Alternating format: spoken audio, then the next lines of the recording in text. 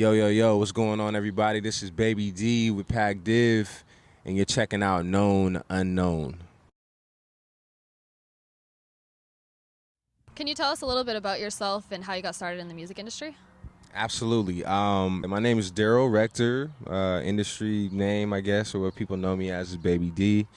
I look at myself as being a business manager, also well-diverse in marketing, public relations, and road management. I got my start.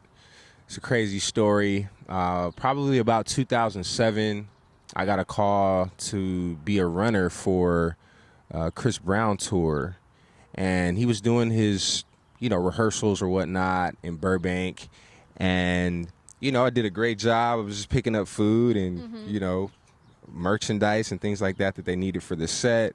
And that kind of turned into like, hey, do you know how to write an email? And I was like, well, I went to school, so it's not really hard, And after that, the production manager asked me to come on tour. It was like a full U.S. and international tour. So I have to thank Chris Brown, C Breezy, for, allowing me to dip my toes into the entertainment industry. How did you meet Vibs and Be Young, and how did a business relationship develop? Yeah, what's crazy is that we all went to high school together in a place called Palmdale, California. And I'm actually the youngest out of the crew. Like, I'm the baby, hence my nickname, Baby D or whatever. And we all played basketball and stuff like that. So for me, before this music thing popped off, it was like sports and basketball was our lives. They were older than me. It was like a ladder effect. So I was a freshman, B Young was a sophomore, Miz was a junior, Like was a senior. Oh, and they were amazing athletes, really good at basketball. So for me, once they kind of filtered out of the school, I had to hold my own, and they did a lot of great things. So I had to kind of keep the torch going. So that's kind of how the relationship started.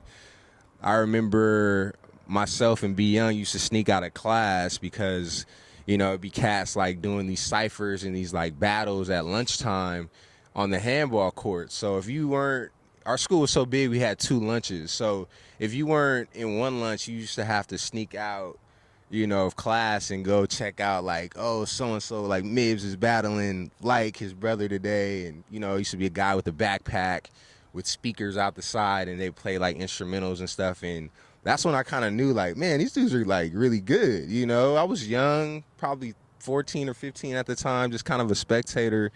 And we used to go to, and Mibs are brothers. Mm-hmm. Their parents have a piano room in their house. And I remember cats used to battle. This is really dating myself, but there was chat rooms, and guys used to go back and forth, on the chats. And everybody used to come to the piano room and just freestyle and stuff like that. And that's kind of what introduced me into knowing about music and patterns, and just seeing their vision kind of, take part in that regard. So it's really a family oriented thing. Music is the smallest part of why we're all connected in that sense. So that kind of led for me being on tour with Chris Brown, going back to finish school. And I got a phone call yo, we just got signed to Universal Motown. You have to come home. And I was like, oh, wow, this is pretty crazy, So I ended up leaving. And, I was just assisting, day-to-day stuff with their manager at the time. And what kind of kicked in the door for me on the business side of things, you're a new, breakthrough group, and some people may tell you you can't, you don't have fans over here, so you can't tour in this area or whatnot. And I just found that hard to believe, because anytime we would put a tweet up, stuff would just be going crazy everywhere, and I'm seeing where people are shouting us out from, and I'm like, there's no way that we can't go to, Charleston, South Carolina, or Raleigh, North Carolina, or Nebraska and do a show. So at the time, I was I'm a college kid. I don't really have money like that, so all I had was an iPhone. So I kind of took it upon myself to start contacting different venues and promoters and stuff like that. All from an iPhone, I booked a whole U.S. tour for the group. Contracts and all, editing contracts on the little iPhone 4, back then. Yeah, dedication, for sure. So that was my start to the business side of music and, seeing exactly how things work in that regard. What do you think the future of music is when it comes to marketing and promotion?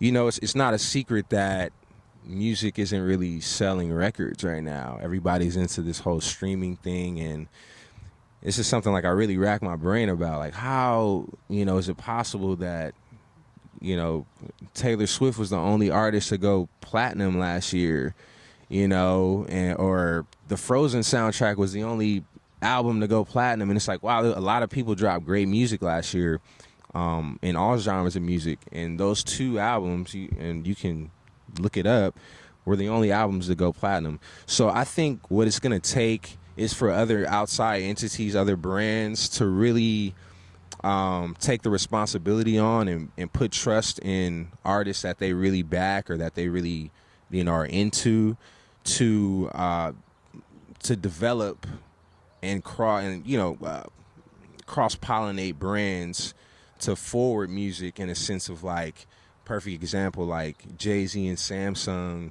or how, Beats and Dr. Dre, he's going to drop an album soon.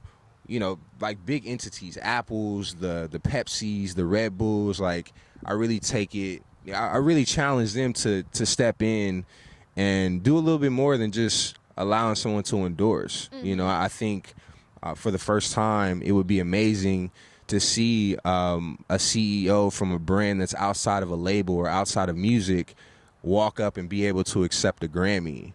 That's a big deal, when it comes to marketing and promotions and cross-pollinating two different brands. I think that's where music is going to go next because, they have the money, they have the resources, and they all have demographics that love music, period.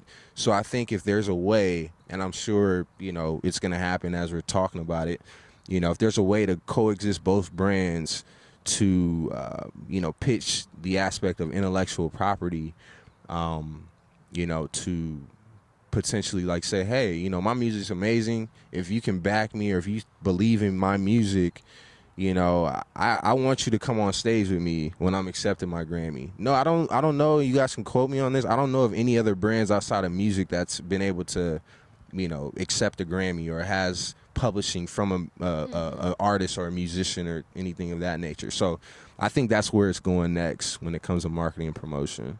Do you believe that features or production's more important when marketing a song? I have a lot of very talented producer friends, and I don't think producers, even still to this day, get enough credit for what they do. So with that being said, I'm gonna have to say features probably are more important. Of course, the beat is the heartbeat, but because producers are like, in a sense, like football players, like they have helmets on. You may see your favorite player, what he looks like in his uniform, but when he takes his helmet off, he can walk right by you, you'd have no idea who he was. So I feel like because the artists, have the face and they're out there, that the feature is more important right now. Just reach more people because exactly. So and so's on the record, opposed to so and so doing a beat. You know what I mean? I don't know. That's just my opinion. Some people may, see it another way, but that's how I presume. What are some things that you believe independent artists should avoid? Sampling. Don't use any samples on your projects, especially if it's for sale, because that's going to eat up all of your money. And if you don't have any backing from a larger entity or a larger aggregate that can help you clear those samples, you're not going to make any money, unfortunately. So I would say, just from experience, don't sample on anything that you're going to put out for sale. So we just have like a scenario. You're working with an artist that has established themselves like in a certain local scene, but they're looking to jump into a higher category than just being a local artist. What would you want to focus on in order to get them to that goal? If they're a local artist, my advice would be to get out and hit the road, book your own shows, try to open up for bigger artists and steal fans. The name of the game is stealing fans, like I can honestly say that's how, my crew got where they've been, because their show is amazing, and you know, we were able to be on tour with some really amazing people. And you know, if you're the opening act and it's a half packed house, or maybe it's a full house, you know, you never know. You have to make an impact immediately.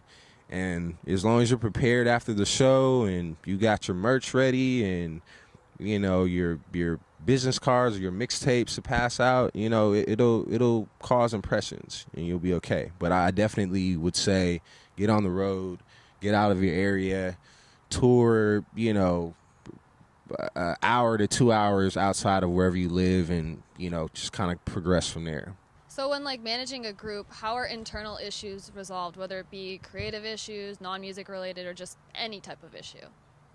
I think for groups, you kind of have to treat it as like a majority thing. Like if there's an issue or a topic at hand, you know, do a vote, you know, and just the majority rules, you know, in that regard. Sometimes, you know, there's special occasions where, you know, you may have to kind of show and prove like that you're right, and if you're right and it works out and it's something that everybody wants to do, then you kind of just follow the mode in that regard. But I would say majority would probably be the easiest way to settle any disagreements or, you know, any rebuttals or anything like that, you know, especially for a group. If there's an odd number, you know, throw a homie in or a cameraman in and get his take and, you know, kind of balance it out from there.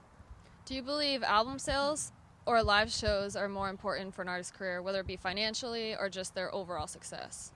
Oh, shows for sure. You know, like we were saying before, like no one's selling albums, even the big guys. You know, it's crazy. It's scary to say that, but you know, everybody's making their money off of touring and shows right now. So you got to hit the road. That's the only way to open up your market, you know, gain new fans, get overseas, rock, and make sure your show's on point. You know, if you're worried about your music, of course it's a very important aspect of it, but, you know, really work on your show game, really rehearse and, you know, figure out what your set's going to be like and the flow of the show, just so that you make an impact. You know, I think that's like really, really important to hone in on. Once you get done with whatever project you're working on, you should spend just as much time on your show. That's just my opinion, you know. When working with an artist or group, how do you rank talent, motivation, and awareness? And if an artist or group's lacking one of those, is that a deal breaker? You know, honestly, like I don't think it's about, you know, awareness or motivation or, you know, even I guess talent in that regard now. Like you have to have the confidence. Like if you have no confidence, then there's no way that, you know, you can make your music believable to anybody else. You know, everything else can be taught. You can kind of coach a person to be motivated. You can kind of coach awareness. You can kind of coach talent, and Pro Tools is amazing. You can auto-tune people's voices and I don't know. It's crazy right now. But one thing that you can't coach is the confidence. That's something that you have to wake up in the morning when you're brushing your teeth and really like look yourself in the eye and know that you're that guy or that girl, or, you know, really like make people believe what you're saying in your music. You know, that's like a very important aspect of, I think, this whole thing. If there's no confidence, the records won't come out right, the shows won't look right, and hence you're not believable. So for me, you know, without confidence, when I'm speaking to new artists or someone who may be a potential client, I want you to make me believe what you're talking about. So if you can't do that, then of course it's a deal breaker for sure. Where do you think radio comes into play for independent artists? Oh, wow. As big as radio is, I think the internet is kind of trumped. You know, you can still have a very good career and a very solid fan base without being on the radio. Radio is like, if you have any kind of financial backing or anything like that, and you have a great record, by all means take it to radio, you know. But it's not as easy as people think. It's not like, oh, the song is great and everybody likes the song, like I think this is going to be a hit. Like, no, there's a lot of backing and stuff that goes into that. a lot of money that goes into that. So, I would say radio is important, but, you can do the same amount of impressions, I feel like, if you have an amazing internet campaign online. What are some qualities you think every manager should have in order to be successful? Patience. You have to have patience, man. And none of this stuff happens overnight. There's always a hurdle to climb. There's always people to network with.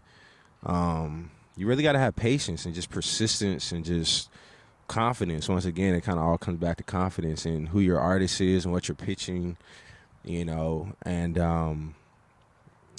like it's a roll of the dice, a little bit of luck, it's all of that included, but definitely patience. You can't get frustrated. You can't allow your artist to get frustrated because you hear no's. You hear that all the time. Like, just keep going till you hear a yes. And it's true. It really works because somebody's going to like you, or just keep creating your sound, keep molding your team, until someone says, yeah. You just got to have patience. And as long as you have a team involved and everybody's dedicated, I think, you can win. Anybody can win. I've seen it happen. What do you wish more managers did for their artists? It's a good question. Sometimes you got to let the artist rock. I think sometimes managers maybe can get into a sort of a power trip in a sense, just as much as the artist can. Like, I'm right. I think you should do that. I think you should do this. I think, if everybody can come to a common ground of just getting the job done, it can be a great marriage. I think sometimes you have to let the artist rock and just believe in them and just let them like do their thing and be ready for, those rebuttals or those phone calls and, to play cleanup. I think the great people who really do this thing are amazing cleanup guys. They can spin you out of a situation just as fast as you got into it. So, I think you got to let your artist rock a little bit. Do you have any advice for a manager just starting out? Manager just starting out, I think it goes down to, being patient once again, really craft your ear, really listen to all sorts of music, read up on everybody who's ever, walked through the music game.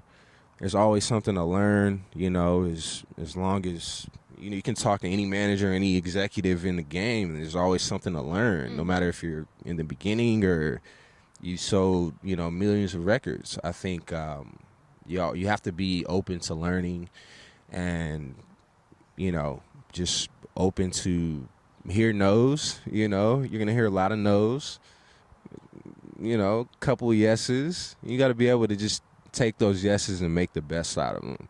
Make the best out of every opportunity that you have, regardless of what it is, who it is. Just try to, squeeze a sponge until there's no more left.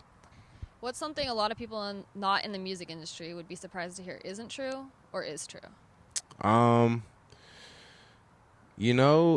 think people would be surprised at like being, I guess, seeing the operation of both major and independent labels. Like, it's not really up to the label. It's not really about like who you're with or who's giving you money or who's distributing your records and your music.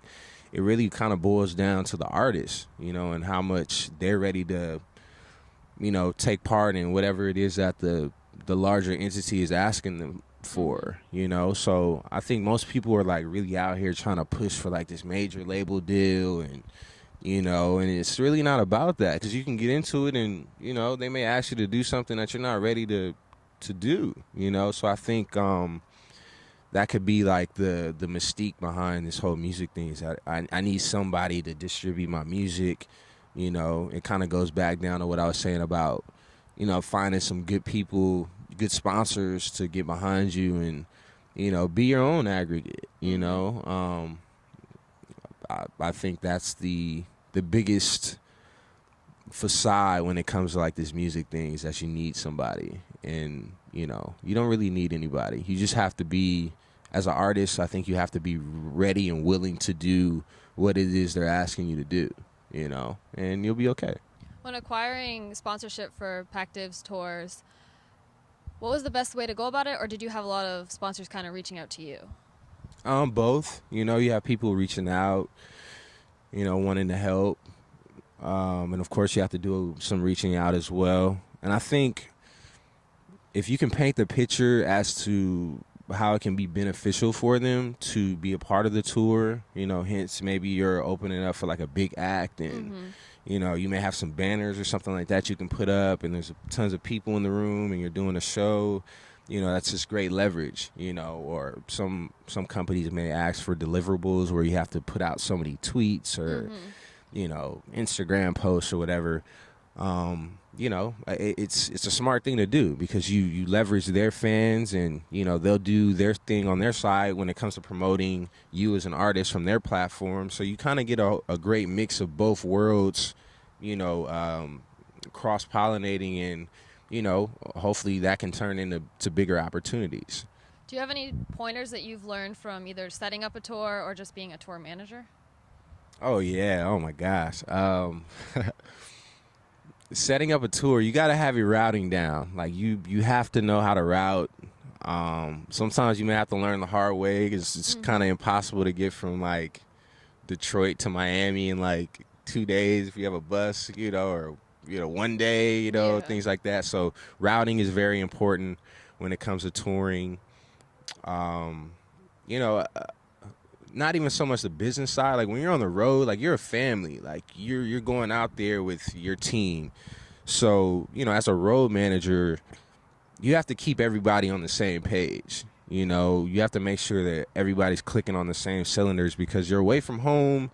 It's the same thing night in and night out. New people, new interviews, new situations can arise. You may, pop a flat tire in the middle of nowhere and you have to be able to, keep a level head and keep everybody else level, to get through the situation. So, more than just the business side, like just make sure everybody's on one accord and you'll have an amazing tour. It's fun. You got to have fun too. That's like the most important aspect of like road life and touring. Hence why so many artists like to do that is because it's a blast. It's a good time. You get to meet people and really get a chance to see like your fans and not just numbers or like pictures on social media. Like, wow, this dude really exists. He's been tweeting me for like 2 years and now I'm in his town and he's like front row, right? Yeah. So it's cool. It's really dope to see those faces, So do you have any crazy tour stories?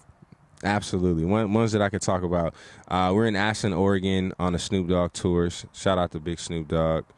And the security guard knocked on our green room door and was like, hey, Drew Bledsoe wants to meet you guys.